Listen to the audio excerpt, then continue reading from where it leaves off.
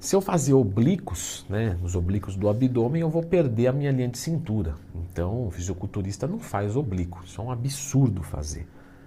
Pessoal, temos considerações importantes sobre isso.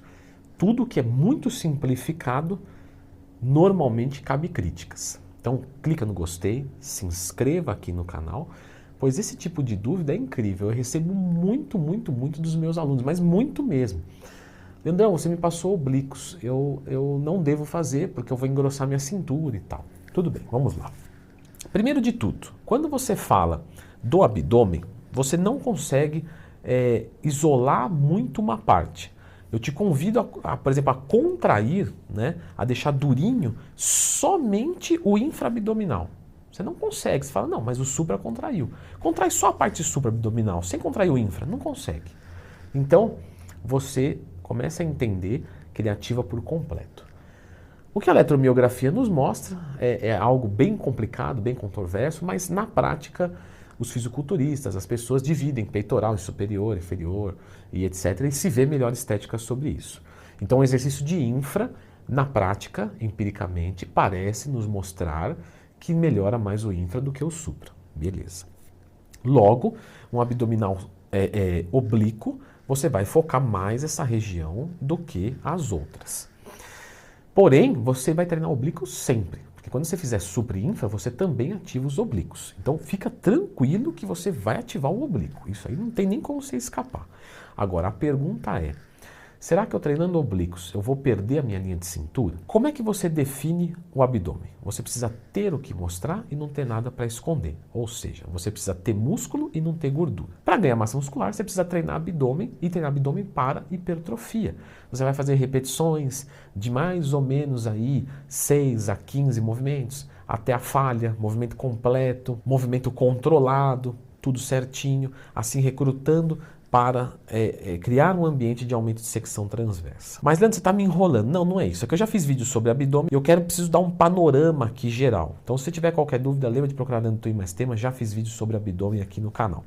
E neste vídeo aqui, a gente vai discutir se os oblíquos isolados, então, vão atrapalhar a linha de cintura. E a resposta é não. Por que não?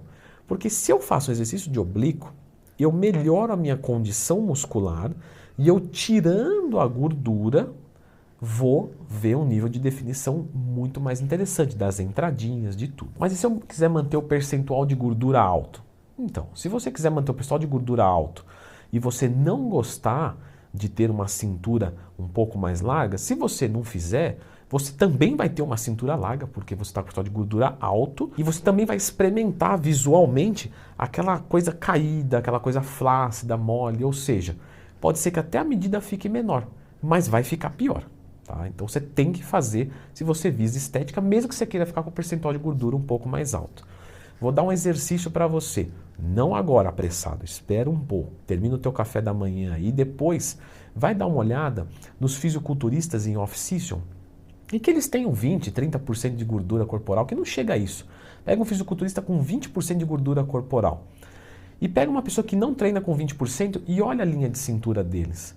Você vai ver que a do fisiculturista tem uma forma, é muito mais estético e o mesmo percentual. Ou seja, se você treina os oblíquos, você melhora essa condição visual. Agora, eu vou aumentar o número de medida? Vai aumentar. Claro, você hipertrofiou. Então, se eu não treino oblíquos e abdômen, ao invés de ser 90, poderia ser 85. Mas isso na prática não importa. Você enxerga as pessoas e quando você enxerga, você vê esteticamente mais favorável, independente da medida que vai ter. Se isso não fosse tudo, quando você vai falar de medidas, nós temos que lembrar que a gordura ocupa 8 vezes, pelo menos, mais espaço do que o músculo. Logo, se você ganhar 1 quilo de músculo, né? Pô, cara, 1 quilo de músculo nessa região e você perder 1 quilo de gordura, você vai perder medida e bastante. Ou seja, mesmo que você hipertrofie muito o seu abdômen, isso não vai te deixar uma boia. Até porque se você hipertrofiar muito o seu abdômen, você vai hipertrofiar muito a sua outra cintura. Lembra, eu tenho 2 cinturas? Tem. E eu não estou te ofendendo, não.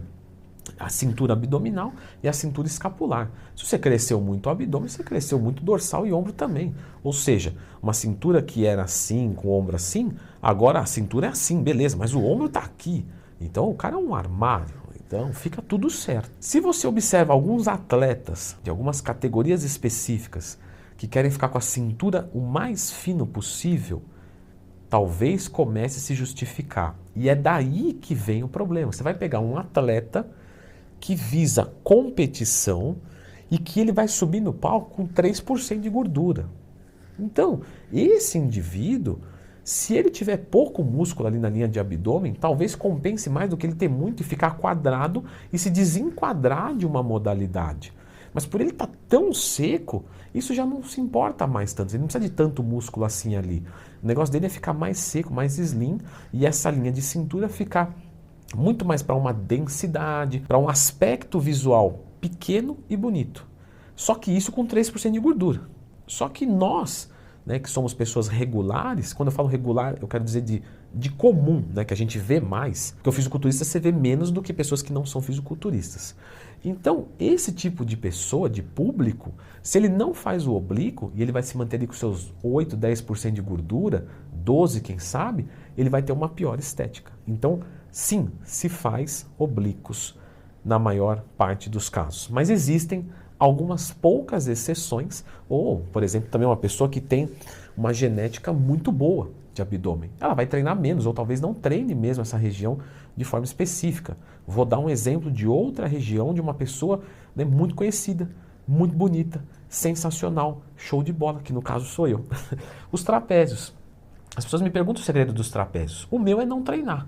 Eu treinei trapézio apenas por 1 ano na academia, ele desenvolveu muito, e eu parei de treinar ele. Obviamente ele continua sendo um acessório em alguns exercícios que eu venho desempenhar, como os de dorsais, como até uma ativação quase que involuntária no exercício de deltoide, e beleza, ele continuou ali, né, até acima do shape. Um caso de uma pessoa dessa, ela não vai treinar oblíquos, ou talvez até abdômen de uma forma, a treinar abdômen, por exemplo, uma vez por semana, sem carga.